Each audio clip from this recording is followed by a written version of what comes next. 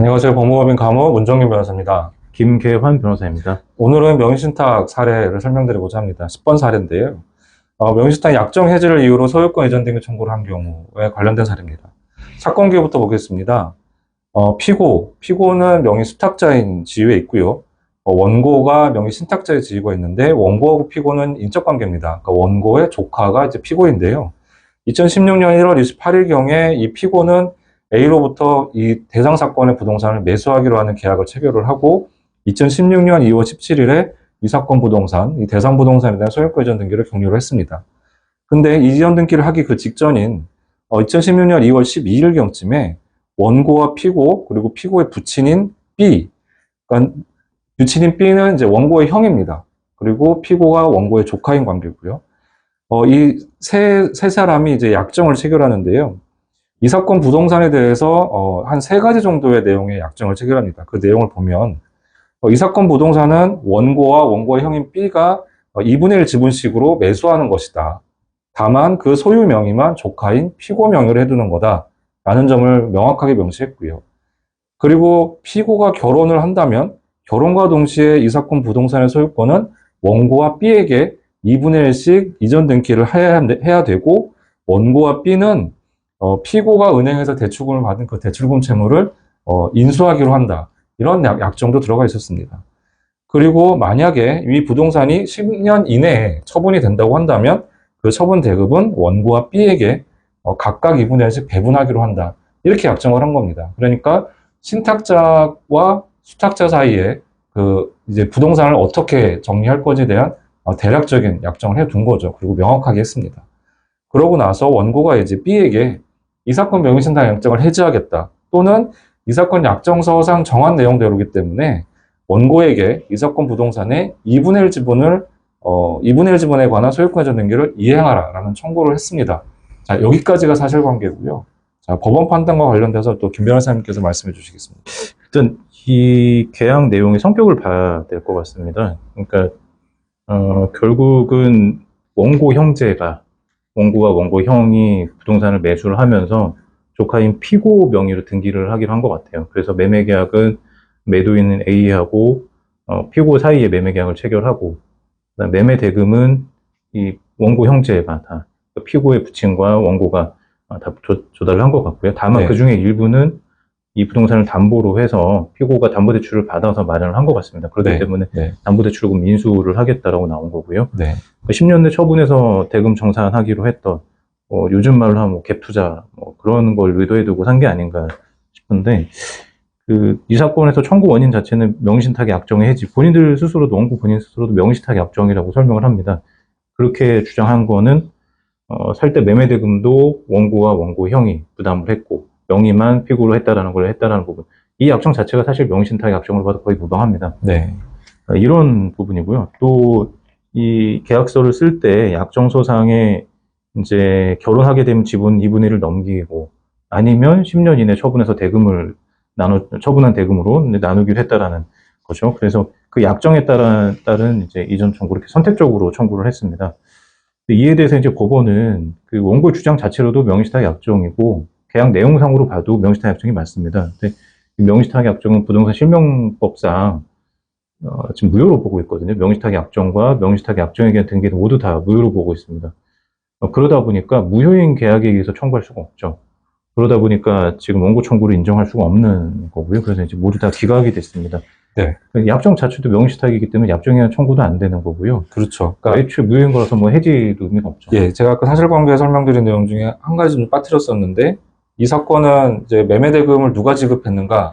그러니까 실제로는 피고가 매도인에게 매매 대금을 지급을 한 거고요.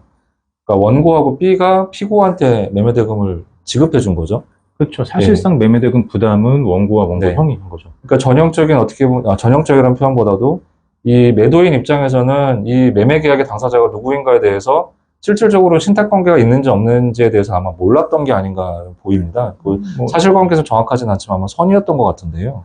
그렇죠. 그리고 그 명의신탁과 관련된 이 약정서 작성도 계약일 이후에 된 걸 보면 네. 계약 당시에는 매도인은 매수인이 피고인 걸로 네. 알았다. 그러니까 선의인 걸로 추정이 되지 않나 싶고요. 네, 이게 물론 뭐 매도인에 대한 어떤 청구를 한 게 아니었기 때문에 그 부분은 이제 사실관계 명확하진 않지만 이제 그러면 이제 유형상으로 보면은 매도인이 선의인 계약명의신탁 구조 이렇게 보이고요. 관련돼서 이제 방금 뭐 김 변호사님 말씀하셨지만 명의신탁 약정을 해지한다고 하면서 소유권 전등을 청구를 하건 내지는 이 약정이 유효하니까 뭐 매수대금 상당의 부당이득 반환을 청구를 하건 사실 모두 인정되기는 어렵죠. 그렇죠. 이렇게 원의를 한다면. 그렇죠. 약정 자체가 다 예. 무효이기 때문에 다만 이제 청구할 수 있는 부분이 있는 거잖아요. 명의신탁이 무효이더라도 매매대금 상당의 부당이득 반환 그쵸. 청구를 인정을 해주기 때문에 네네. 사실 원고로서는 예비적으로라도 매매대금 상당의 부당이득 반환 청구를 했어야 되거든요. 근데 이제 그분을 하지 않은 거죠. 네, 사실 그 부분이 좀 이해가 되지는 않았었어요. 아마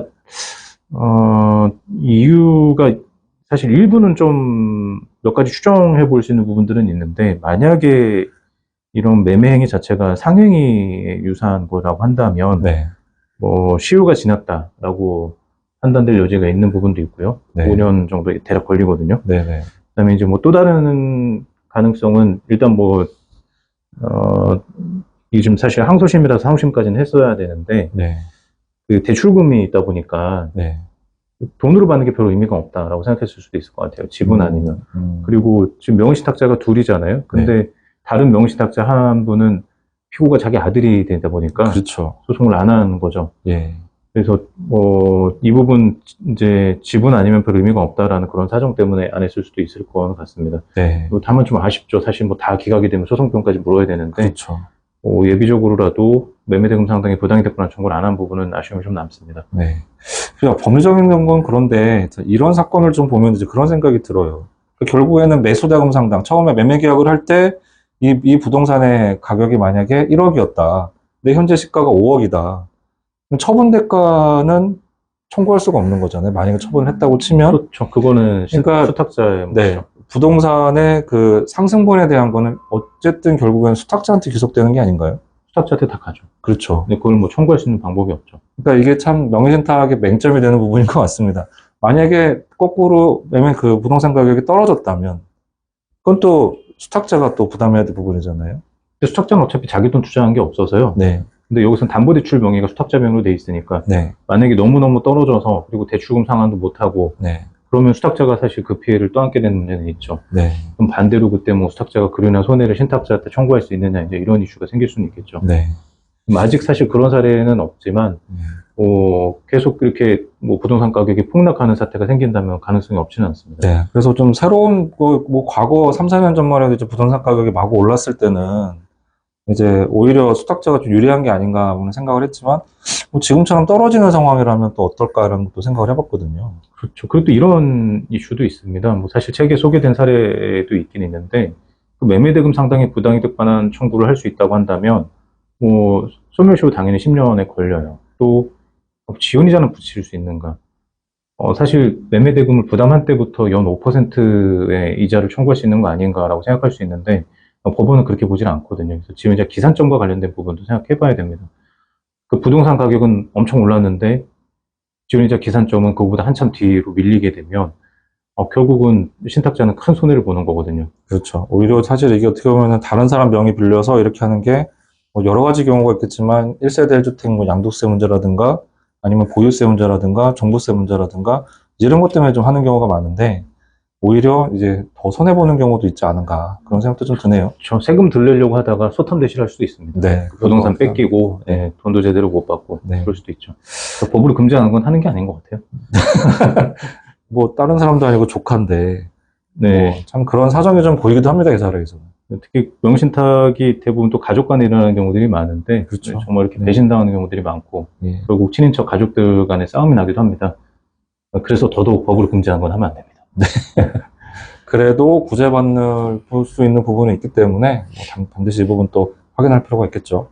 자, 오늘 여기까지 또 말씀을 나누고요. 또 다음 사례로 또 인사드리도록 하겠습니다. 네, 감사합니다. 감사합니다.